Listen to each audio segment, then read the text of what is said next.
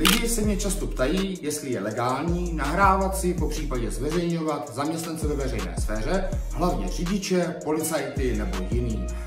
Odvolávají se na článek z nařízení GDPR, který hovoří prý údajně o tom, že nesmím.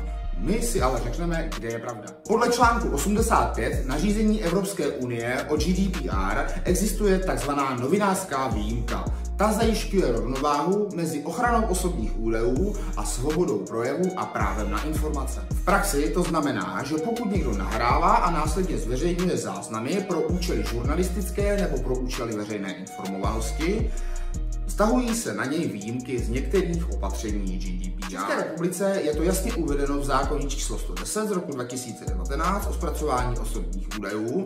Konkrétně v paragrafu 16 stojí, že při zpracování osobních údajů pro účely svobody projevu a práva na informace, tedy i zveřejňování nahrávek, se neuplatní některá ustanovení GDPR, pokud by to bránilo ve výkonu těchto práv. To znamená, že když nahraju řidiče, policistu nebo jiného zaměstnance, který vykonává službu ve veřejném prostoru a zveřejním to například na sociálních sítích, tak to není porušení GDPR. Naopak je to chráněné právem na svobodu projevu a právem veřejnosti být informován. Samozřejmě se na to nevztahuje zneužívání záznamů, pomluvy nebo zásahy do soukromí, ale samotné nahrávání a zveřejňování výkonu práce ve veřejném sektoru je legální.